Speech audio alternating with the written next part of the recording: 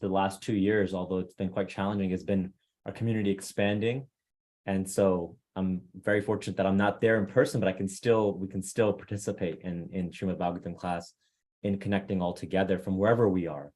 We can still sit on your therapist the last couch. 2 years, although it's been quite challenging, has been. What was that, Anand Bihar Prabhu? I think there's some feedback there. Anyway, so yeah, it's great to be with everyone. Let's dive right into Srimad Bhagavatam and have a lively discussion, hopefully.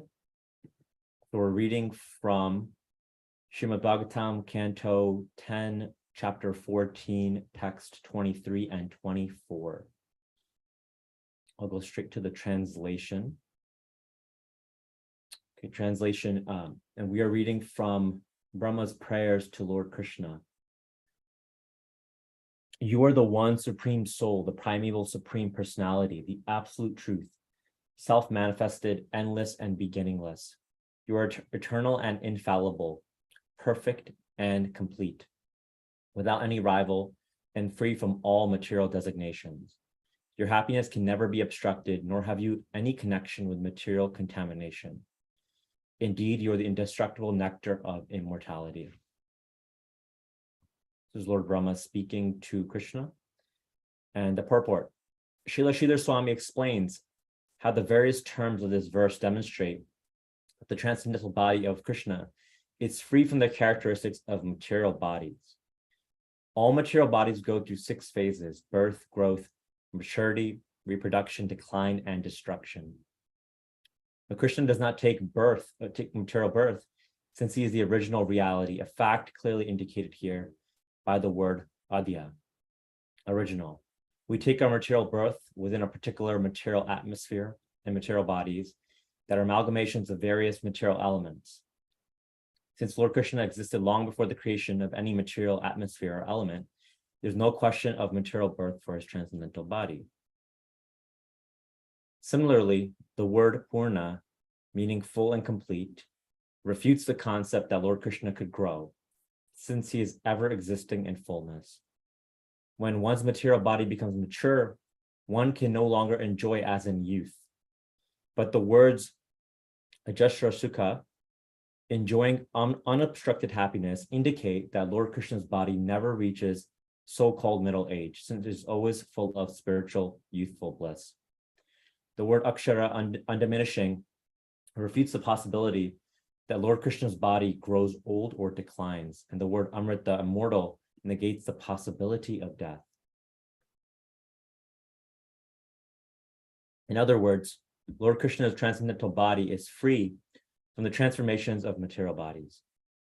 The Lord does, however, create innumerable worlds and expand himself as innumerable living entities.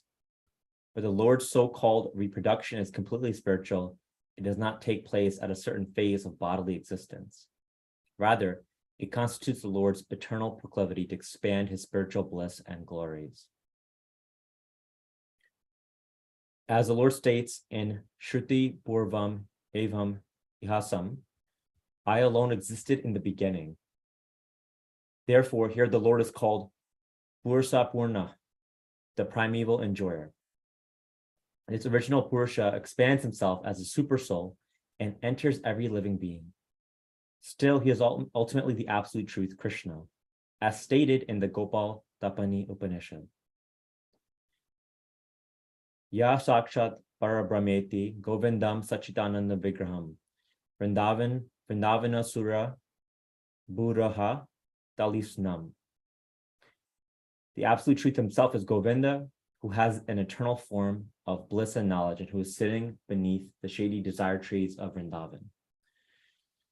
This absolute truth is beyond material ignorance and beyond even ordinary spiritual knowledge, as stated in the same Gopal Tapani Shruti. Thus, in many ways, the supremacy of Lord Krishna has been established in Vedic literature and is here confirmed by Lord Brahma himself.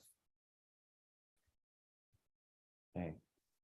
And then our next verse is translation. Forgive me, I'm not so good at Sanskrit, so just briefly skipping that here. Those who have received the clear vision of knowledge from the sun-like spiritual master can see you in this way as the very soul of all souls, the super soul of everyone's own self. Thus, understanding your original personality, they're able to cross over the ocean of illusory material existence. Purport. As confirmed in Bhagavad Gita 4.9, Janma karma chame divyam evam yo veti tattataha Tyaktva deham punar janma naiti mam eti so Arjuna.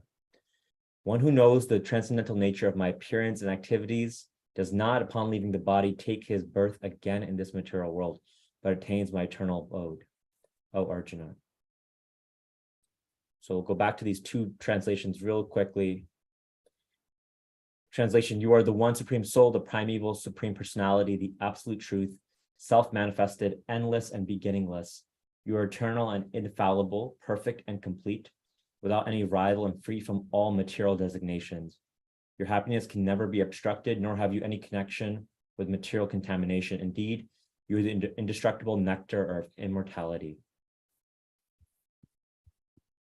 All right. And this one, as we just went through, those who have received the clear vision of knowledge from the sun-like spiritual master can see you in this way as the very soul of all souls, the super soul of everyone's own self. Thus, understanding your original personality, they're able to cross over the ocean of illusory material existence. Do some invocation prayers and then get into Srimad Bhagavatam. Om Namo Bhagavate Vasudevaya. Om Namo Bhagavate Vasudevaya. Om Namo Bhagavate Vasudevaya. Om Agyantimirandasya Gyananjana Shalakaya Chakshurum Militam Yena Tasmai Shri Guruve Namaha. Nama Om Vishnu Padaya Krishna Prishtaya Bhutale Shrimate Bhakti Vedanta Swami Namine. Namaste Saraswati Deve Gauravani Pracharine Nirvishesha Shunyavadi Pashatya Deshatarine. Jai Shri Krishna Chaitanya Prabhu Nityananda Shri Advaita Gadadhara Shivas Adi Gaur Bhaktavinda Ki Jai. Hare Krishna, Krishna Krishna, Hare Hare, Hare Ram, Ram Ram, Hare Hare. Vanchakalpa, Drupasya Kripa Sindhu Bhyevacha Patitanam Pavanevyo Vaishnav Evyo Namo Namaha. It's really great to be with all of you on this cold December morning, December 15th, wrapping up the year of 2022. So these two verses, I'll speak to some of my realizations and some of the thoughts and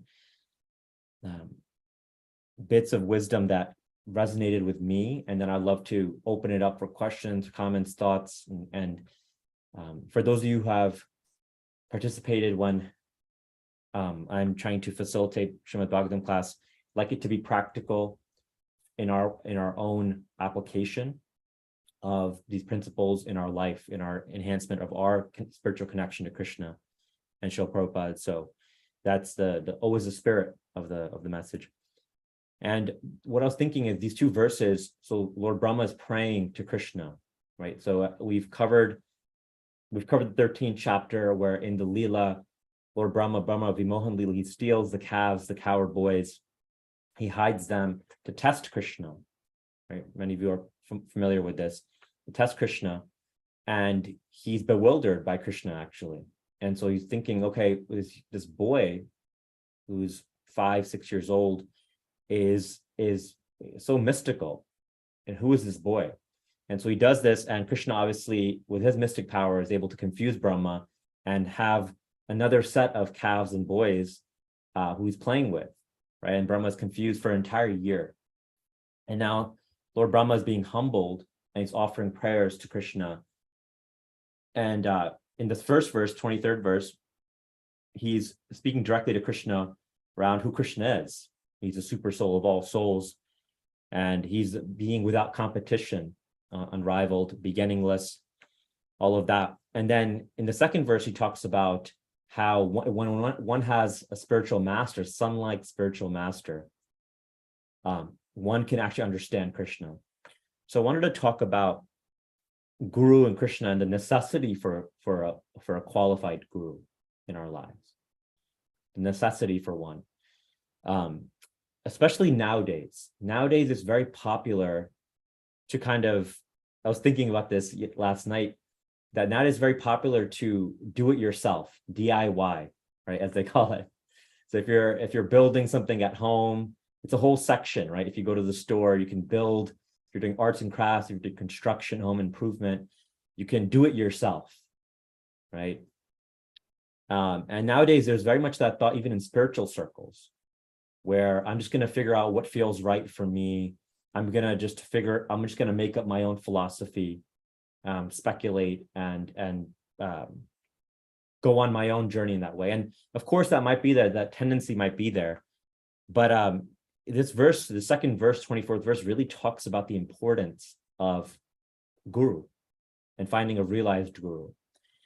And I was thinking that even in examples like we talked about, maybe if you're trying to learn, let's say we're trying to learn martial arts, or you're trying to learn dance, or even mridanga. And I grew up playing mridanga and learning. You can learn yourself. You can actually get somewhere by teaching yourself. You can kind of speculate and figure it out and watch others and try to put it together. Let's say you're learning martial arts, you can do that. And you might get somewhere. You might get somewhere, you might not also. And you might end up going backwards, or you might get somewhere to some level of realization. But what's quicker is to approach someone who's mastered or who's realized a certain subject and has realized and embodied it to a certain extent, to a great extent, and they can teach you and bring you exactly to that position gradually through the process, right? So if you're trying to learn martial arts, the best way to learn is to find a black belt or teacher who's qualified, who's studied for many years, who's taught for many years, who embodies the principles fully. The technique, the principles, all of that, right? And they can teach you because they've realized it themselves. Otherwise, it becomes a blind leading the blind situation, which is often what it is in this material world, where someone, just to get power or to be famous, is asserting that they know what the right way is. And then whoever's the most assertive person or seems the most confident, everyone follows them. We tend to, follow them. That's our proclivity as humans. And so that's the case. And even if you look at a young child, and it's the necessity of guru, not just spiritually, but even from a material perspective, is so important to even our very survival, right? So if you look at young child, they need a teacher, and their parents are their first teachers, and how to walk, how to talk, how to eat, all these things, how to relate to others, right? How to communicate what they need and their emotions and all of that. And without that, a child will not actually do very well, right? From a survival perspective, because it needs people that have already mastered those skills to be able to teach it those skills. And so just this idea of guru, I wanted to first start off with this basic concept. This idea of guru permeates every level of even this material world, but to speak of the spiritual world. But then when you come to spiritual knowledge, it's even more important. And I was thinking of the story that, sometimes when we think we know, or we try to speculate or try to make things up ourselves, it actually makes things worse sometimes. When I was learning Mridanga growing up, there's a story that I had heard, is kind of a humorous story, but there's this piano teacher that was teaching others, and it's just an example of this idea that we're just sharing. And the teacher was teaching others, and she offered $30 per class to new students, $30 per class. And there were some people that said, people that had already learned piano or had learned something on their own, and they thought they had some level of knowledge. And so they went to the piano teacher and they said, okay, $30 per class, but if you already know some level of piano, what would it be? What would the cost per class be? And she said, for you, if you think you know, then it's $50 per class. And people were dumbfounded. Why would it be more for someone who already has some basic skills, right? Maybe they know the scales, maybe they know how to go up and down and different notes. And she said that for you, it's actually more work because you think you know. So I have to have you unlearn what you think you know, and then start to build the proper foundation for you, actually. So I'm going to charge you more. I'm going to charge you 50 versus 30 because there's extra time and energy gone to just actually helping you unlearn what you've learned in the past. And so this is just a story that I was thinking about, that sometimes when we try to go off on our own and try to figure everything out, even this example of martial arts, let's say we do that and we think we got everything down, but our technique is incorrect. There's all these subtle nuances that we haven't really understood. We're just making up as we go along. Does that make sense for everyone? Everyone following me here? Okay. And so just point of guru is so important because the wisdom and knowledge that's transferred in a relationship is so important. And this verse talks about the sun-like spiritual master. Spiritual master is like the sun that can help us see in the darkness of this material existence. And it's really in relationship that knowledge is transferred. Sometimes we think that just by reading a book and yes, we can approach Shastra and read and learn and grow, certainly. But it's actually in relationship that we can learn the most, because these principles are actually embodied in the heart of a realized teacher. For example, I was thinking that, when I was having a discussion with a devotee the other week, that actually we have to see these qualities in action to understand how they're used. Srila Prabhupada and his disciples showed us, and different teachers, Shiksha Gurus, Diksha Gurus that we have, even if we look at Srila Prabhupada, he showed us how to actually exemplify these qualities. For example, when we think of humility, what does actually humility look like in the world? How do we apply that, right? And we can see Srila Prabhupada is such a great example in his life. We can actually learn what humility means, not to be afraid, not to be timid, but to be always grateful to Krishna, while also being confident in Krishna's message and his gifts to us. Srila Prabhupada was a prime example of that, preaching all over the world fearlessly, but always humble, never arrogant. And so we have to see these qualities. If we don't see them, then how can we practice them? Similarly with devotion, with service, with renunciation. All these qualities are embodied by the teacher, and then we can learn from the teacher. There's a heart-to-heart transfer that happens. And so I was just thinking that there's 3 types of teachers. So we have nature. We can learn a lot from nature, the world around us, right? There's a story of King Yadu and Dattatreya, where King Yadu asked Dattatreya, how are you so happy? And he mentions that I have 24 different gurus. And he talks about the earth, he talks about fire, he talks about water, he talks about the insects, and how he's learning from all of them, different qualities. From earth, we can learn tolerance.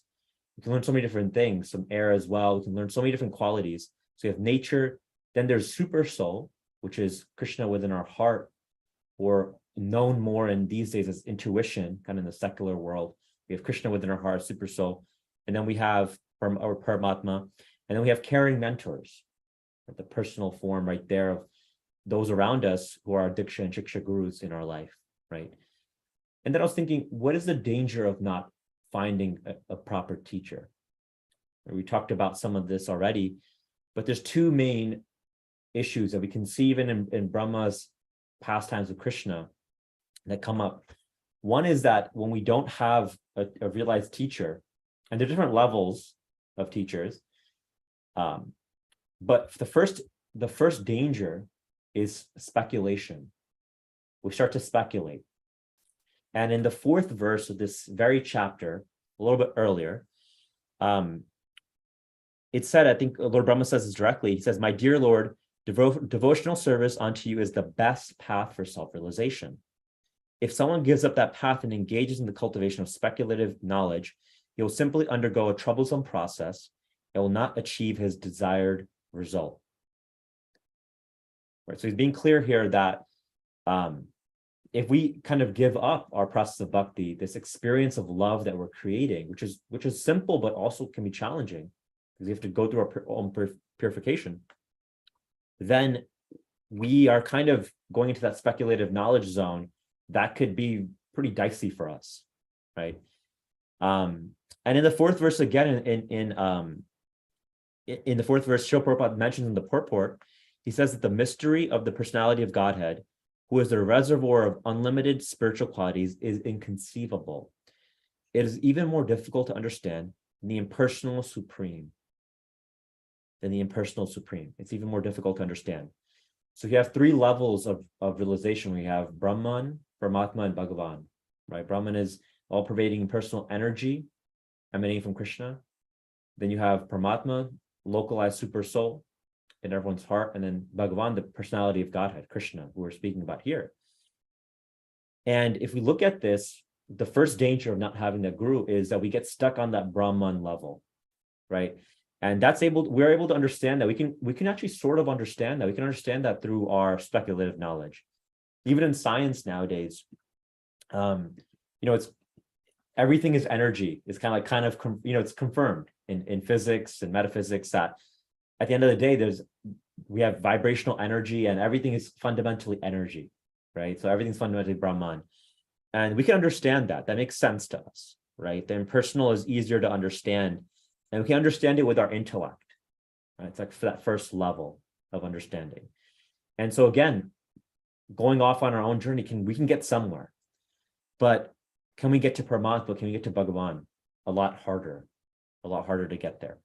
And Guru helps us cultivate that.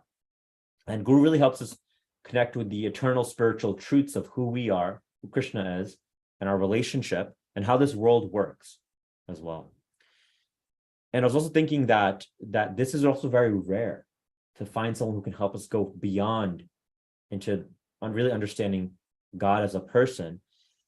In the Gita, it's said in the 7th chapter, Bahunam Janmanam Ante Gyanvanmam Prapadyante Vasudevam Sarvam Iti Sa Mahatma Sudurlabha. That after many births and deaths, he who's actually in knowledge surrenders unto me, knowing me to be the cause of all causes. Such a great soul is very rare. So we shouldn't take this cheaply. That to actually be self-realized and to be on the right path is not an easy thing. It's not a common thing. And obviously in this age, Mahaprabhu has come to make it common for all of us to be able to access it. But it's also very rare. It's very rare and it's very beautiful. So we should cherish that. So the first we can see here, the first danger is speculative knowledge and to speculate, right? Of not having a guru. And the second obstacle is ego, false ego. Because when we don't, again, have an example on how to approach, then we can think that we know. And that creates ego a false sense of ego, false pride within us. And it's important, even with Guru, it's mentioned in the Gita in the 4th chapter, that Vidhi Pranipatena, that verse, that we need to inquire from a Guru with our heart, with submission. And that doesn't mean that we can't ask questions, that we can't be curious, that we can't bring up our doubts. But it means the way that we do that needs to be done in the right way, with an open heart, not with dominance and being domineering and defiant. And so this false ego, this false pride is also another danger of not being able to learn, because when you learn from a teacher and you learn from a lineage, as we all are able to do, you can learn in the spirit of that lineage, and the Guru can correct you actually as well. And that's a big part of growing, is being corrected, is being taught, is being given feedback on where we're doing well, where we're not doing well, where we need to work and improve. In psychology, it's interesting, there's actually something called the Dunning-Kruger's effect. I don't know if anyone here is familiar with it. Is anyone familiar with that? It's basically this idea that psychologists have studied that people who don't know that much, it's a cognitive bias. People who don't know that much in a subject matter, they tend to overestimate what they know. They tend to overestimate that. And so it's people wrongly overestimate their knowledge and ability in a specific area because they're not aware that they don't know. Conversely, actually, the more we know, the more humble we become. We should be becoming, because we realize we don't know that much, actually. We have a lot to learn still. We need to learn a lot more from others. And so this effect, Dunning-Kruger's, is very common in the world. We can see it in our own life probably as well, if we're not really careful. And it can come up in the spiritual path as well, this ego. And if we look at Brahma in this example, obviously this is a pastime between Brahma and Krishna, this Brahma Vimohan Leela.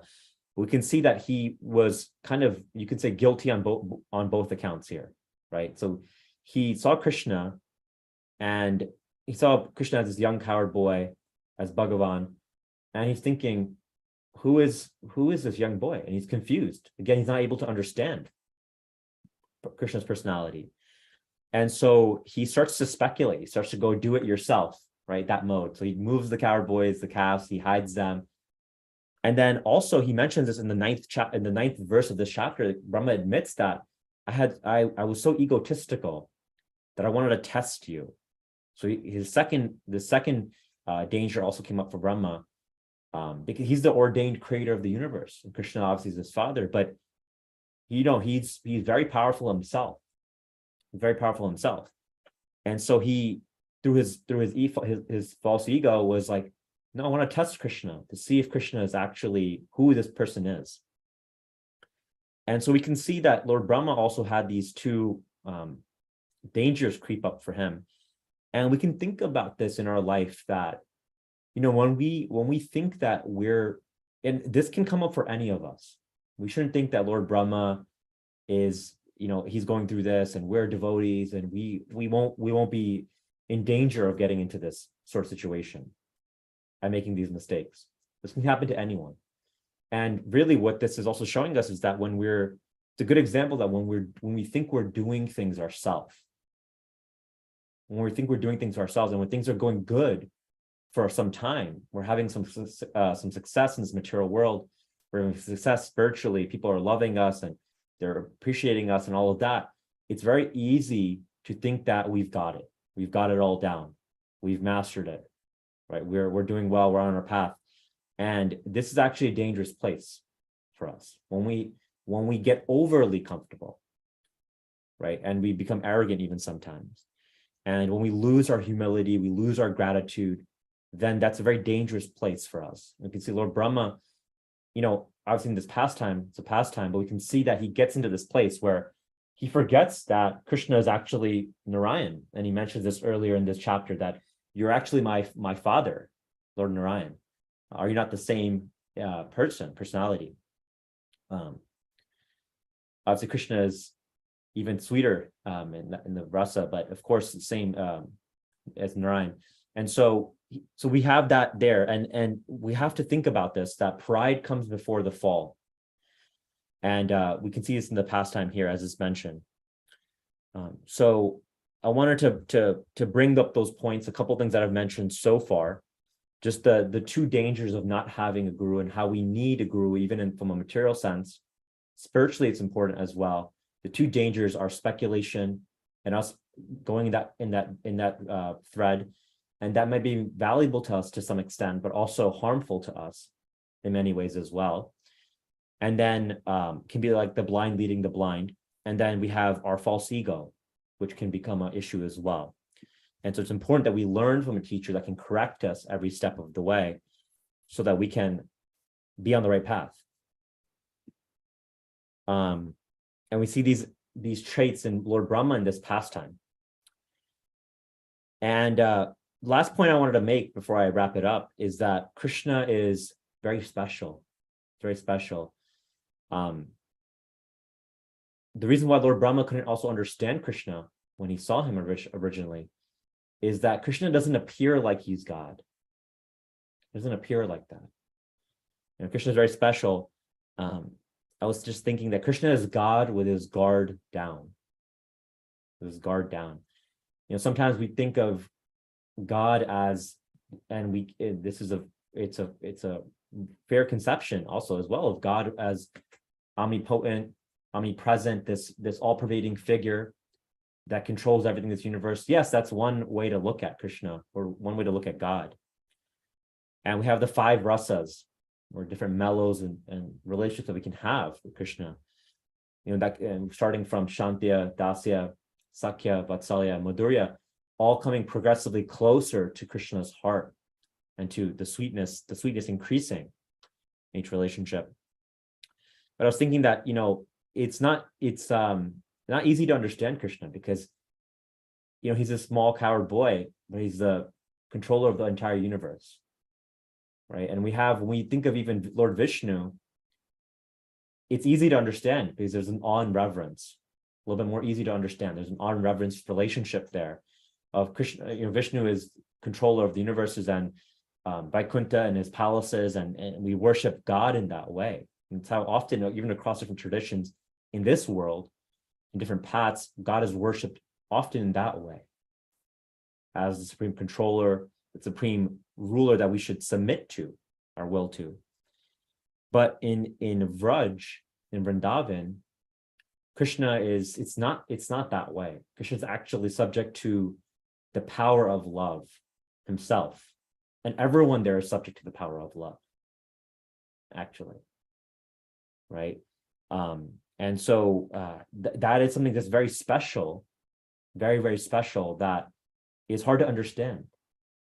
That the supreme controller is being controlled and is allowing himself to be controlled. And so that's and you can see here, when Brahma realizes this, that this is Govindam Adi Purusham, this is Lord Narayan, then he prays, and as we go into this chapter further, he prays to actually be even a blade of grass in Vraj. And he realizes the depth of the bhakti that the residents of Vrindavan have. And so we have to understand this, and it's hard to understand sometimes because we're so used to in this world, and I want to end off on this point. In anyone here, I don't know if anyone here is familiar with Machiavelli. He was this political strategist in 1400s, in the 1500s. And he asked this question: is it better to be loved than to be feared? Is it better to be loved or feared? Or he asked this question, and then I think his conclusion was, if you can't be both, better to be feared than loved, right? But then I was just thinking that, and this quote that came to my mind, I don't know who it's attributed to, but it was that when the power of love overcomes the love of power, the world will know peace. That when the power of love overcomes the love of power, the world will know peace. And we can see in this world that we're all searching for love. We're all searching for connection, reciprocation, to be loved and seen. And we also have a tendency to love others. We're often frustrated, right? We're often frustrated, and we try to fill that void, that darkness within, through connecting in like transactional, unfulfilling relationships in this world. Very often, all of us. That where we're either taking advantage of others or we're feeling taken advantage of by others often, right? But this tendency to love is there, and actually can be fully reciprocated in a relationship with Krishna, right? And in relationship with the pure devotees as well. And in Vraj, we can see that this power of love is overcoming the love of power. Actually, Vrindavan exemplifies this principle, because the gopis and the coward boys, everyone in Vrindavan is looking to serve Krishna, and Krishna is looking to serve them. It's not about power, it's not about fame, it's not about all of that, but it's about love, about service. And the guru, ending off on this point, the realized guru, the sunlight guru, embodies these principles. They carry Krishna within their heart, and they can share Krishna with us, this Bhakti Lata Beach, and help us grow that. And even when we meet the guru in this world, it's very disarming, because we're so used to these transactional, agenda-based relationships, that it's really disarming for us to meet someone who doesn't need anything from us. I know many disciples of Srila Prabhupada felt this way with Srila Prabhupada very often, where Srila Prabhupada didn't need anything from anyone. He didn't need anything. And it's disarming, because we're so used to in this world even if we have a romantic relationship with someone, if there's always some condition, some transaction going on underneath, right? And we can feel taken advantage of, or other XYZ. But with a pure devotee, what can we really offer them? We can offer them our heart, our service, and they just want our heart. They want to give us love, happiness, and Krishna. And so the opportunity to serve, that's what they're looking for. And so that's very disarming. And the guru is actually very much can connect us and help us understand our relationship with Krishna as well. And what the love can look like in the spiritual world as well, too. And so I want to end off with that. I don't want to get too philosophical or technical. Hopefully this is easy to understand, but I talked about a couple different principles, and I want to open it up.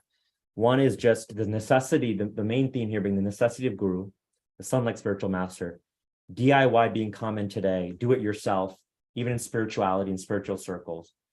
There's a danger of that. You can get somewhere, you can maybe understand Brahman and personal platform, different things, but also you might be confusing yourself, and there's a lot to be learned from lineage, from teacher. And particularly we can learn a lot because of an embodied teacher. They're realized, and they can pass their realizations on to us gradually as we learn and grow in our path.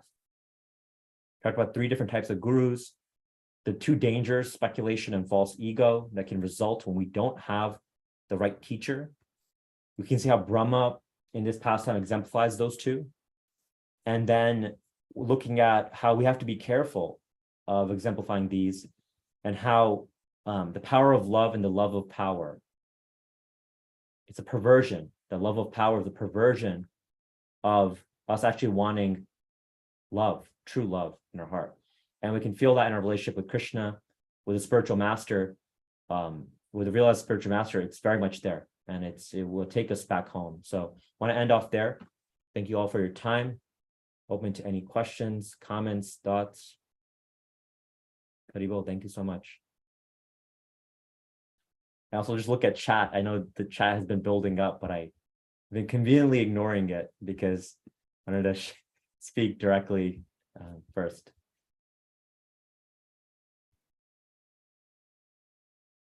Hare Krishna Prabhu. Yes. I want to name a question, and it's in the chat, which I find extremely beautiful.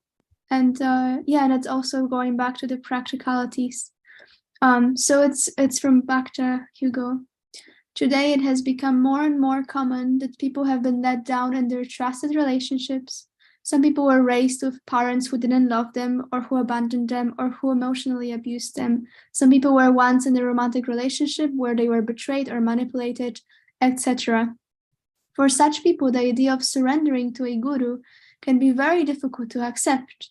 And even if they might understand the philosophical points, such as the ones that you brought up in this class, and even if they may intellectually agree with this idea, their past experiences block their hearts and make it very difficult to believe that they can have enough trust and faith in a teacher to surrender to them and take their guidance. What can you say to such people to help them understand this topic and to be able to approach Guru Tattva while also acknowledging their emotional, mental state and past experiences? And then I think there was another, there is a second question from Kartik, which adds to it. How does one avoid fake, untrustworthy gurus? And what does one do when guru lets down one's trust? Great questions. Thank you all. I'll share some of my thoughts, and of course, want to hear from other different devotees as well, if you have any realizations that stand out to you. Dr. Hugo, with your question, thank you for that question, and I don't take that question lightly, because I grew up in the movement and our path, and definitely seen and experienced myself also different things coming up on the path, and seen different devotees and youth dealing with different things as they process the environment around them, those around them, family, etc. And this goes across tradition, not just our path, but other paths as well. And I think that we all have our own journey. I would say that it's very important to be sensitive to that. We should, I think that there is, like you mentioned, it is hard for some to surrender, like this idea of surrendering to Guru brings up a lot of trust, right? Especially for certain groups and certain people with different backgrounds. And I'm very empathetic to that personally. I think that many of us deal with that. I think that there's a couple ways to look at that. One is just being sensitive to that, because there's no use of like dismissing someone's feelings. And I know different devotees might have different thoughts on this. This is my thoughts personally. But I really think that there's no use of dismissing someone's hesitancy based off past trauma or past experience, negative experience, because that's clearly there. And that needs to be acknowledged and supported and embraced and cherished and all of that before someone can move on further. And while they're also moving on to more and to different things and committing, etc., whatever the case might be for them. And so I think that's part of it. And also, we can also see that, like, I think that we talked about different levels of spiritual masters and teachers. And even within our community, none of us are perfect, right? And I think that we need to acknowledge that, like, we're all striving on the path of bhakti. We're practicing Krishna consciousness. We don't say we're Krishna conscious, we're practicing Krishna consciousness. So even in our devotee community, sometimes we have like these romantic ideas that everyone is, sometimes when we come into the community, we have these ideas that everyone's perfect, or this community has no issues. Like, in the material world, we see so many issues, so many fights and families and in our work and in our job, etc. And then we come to temple and we see the devotees are getting along. And we're like, oh, this is incredible. This is the spiritual world. And then we see that sometimes there can be, often and behind the scenes, there can be some issues. And we can lose a little bit of faith too, right? But we should know that we're all sort of in the hospital, and we're all working through our own challenges, or none of us are perfect. And so that's how I would address that question. Ultimately, there needs to be that compassion given to all of us on our path. And there are challenges that come with that. And even you mentioned the question around, the next question was around, how do we deal with people that we've lost our faith in? That's very painful. It's very painful. And I know that many people are feeling that in different ways. I think that we can hold on to what we can hold on to. We can always hold on to Srila Prabhupada, his lotus feet. We can hold on to our Shiksha gurus and different people. In any group, there will be people who are genuinely practicing, and even people who are genuinely practicing sometimes can fall or can make mistakes, right? And I'm not saying that to atone for anyone or to rationalize anything, but just saying that we can look at that for what it is and be disappointed, but also try to get our sangha and our association elsewhere as well. And if we're sincere in that, I've seen in my life that Krishna's always provided those people for me. And if I can hang on to even those few relationships where I can be myself, where I can share who I am, even including my doubts, my challenges and joys, all of that, then that's beautiful in itself. We don't have to connect with everyone, and we don't have to agree with everyone also. And we can also be disappointed in some people's behaviors as well. Sometimes there are situations where, even the idea of guru, sometimes it can be abused by the wrong people, of that, like, I'm saying this, so you have to do this, and etc. But that's not actual guru.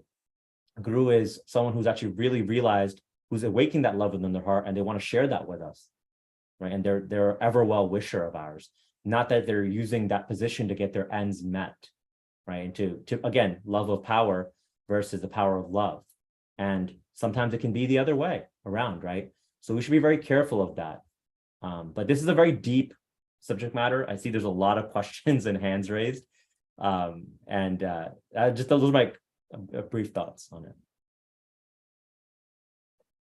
Thank you, Anuj. Let's see if the temple room has a devotee that would like to contribute. I see they're crawling to the camera. Yeah. Hare Krishna, can you hear me okay, Prabhu? Yes, Prabhu. You perfectly answered this very simple, clear point that you made, that you've always had those kind of people in your life who are worthy of your trust. And the point is that Krishna has his finger in this pie. It's a fact. It's an irrefutable fact that Krishna will provide you with somebody who's worthy of your trust. Absolutely. That's very true. And please go on. If you, one second, just one second. If you desire that, somebody worthy of my trust and obedience, then Krishna, who's so wonderful, he will bring that to you. No problem. Consoling to hear that. Yeah, absolutely. Thank you, Prabhu. And yeah, we sometimes need to pray for that, to have that in our life, and Krishna will provide. He absolutely will. Hi, thank you, Prabhu. We'll show darshan now. Thank you. Anuj Prabhu ki jai, Shri Prabhupada ki jai. And then Bihar, you want to come back after darshan? Or afterglow, yes. Okay. We'll take a couple more questions if anyone is interested after.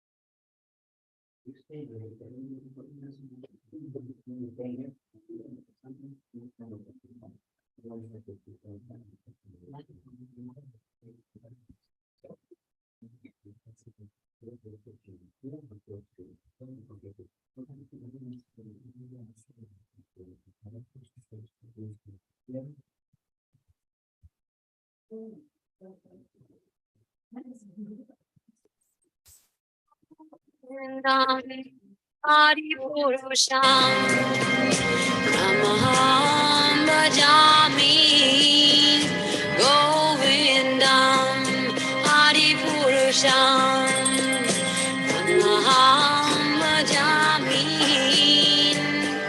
Govindam Adi Purusham Namaham Bhajami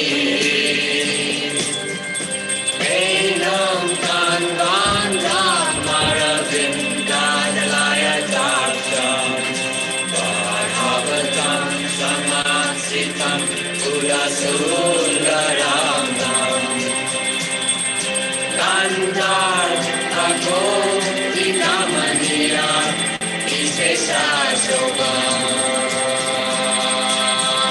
Govindam Adi Purusham Namaham Bhajami Govindam Adi Purusham Namaham Bhajami Govindam Adi Purusham Namaham Bhajami Andaniya Sakalen Kriya Priti Manti Tasyanti Manti Kayanti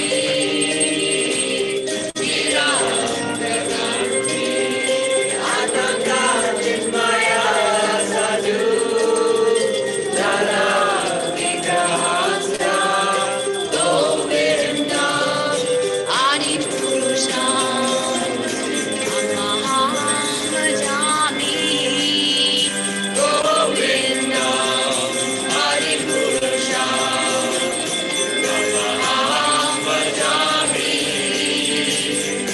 Govindam Adi Purusham Namaham Bhajami Govindam Adi Purusham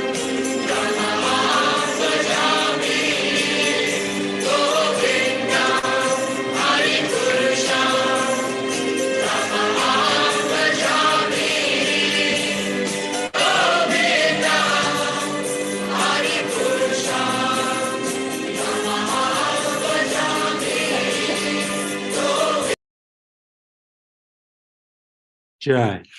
Okay, it's time for Afterglow. Anuj Prabhu, did we interrupt you?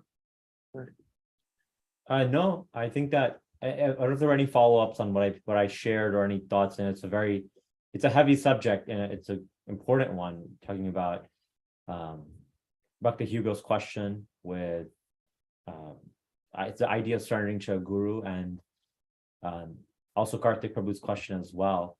The one thing I just want to actually reiterate is that it's so important to take it to go at the pace that we're comfortable with, you know. Sometimes like we want to speed ourselves up, or like, why are we not here? Like, especially if we've had bad experiences in the past, sometimes we want to say, why are we not here? Why haven't we done this? Why aren't we doing this and serving in this way?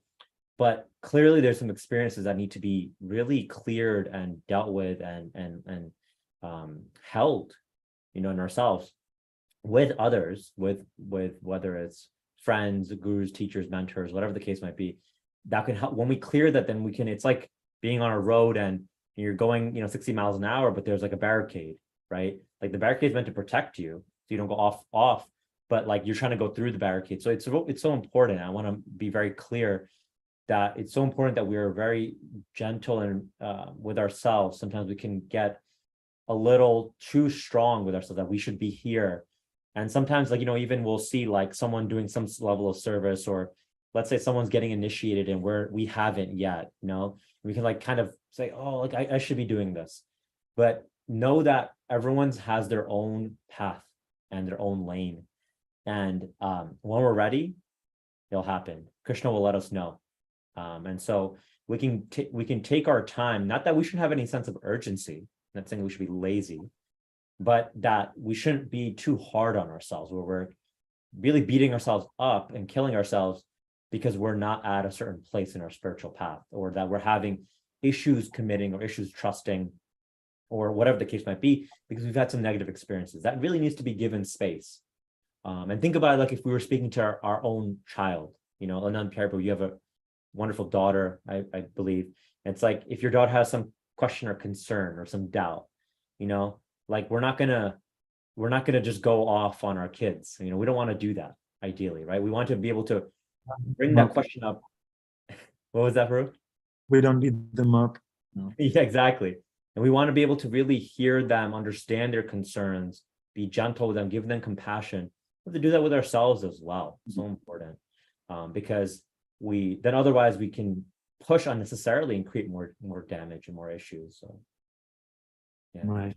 Address it. It's a complex topic, but in 5-10 minutes, that's as much as I could say on that. And definitely something I'm still working through and working on, actually, honestly, as well too. So yeah. Yeah, you're being very gentle with us. You're not beating anybody up, not rushing anybody up. You've been very accommodating and patient with us. Thank you. Just a quick reflection. I really appreciate how you very subtly emphasize that acknowledging trauma and you know, past negative experience is important, but we're not holding on to it. What we're holding on to is our sadhana, our association, our positive practice. Acknowledging does not necessarily mean holding on to it for the rest of your life, because this way we just let this abuse to continue for the rest of our life. Just one quick thought on that.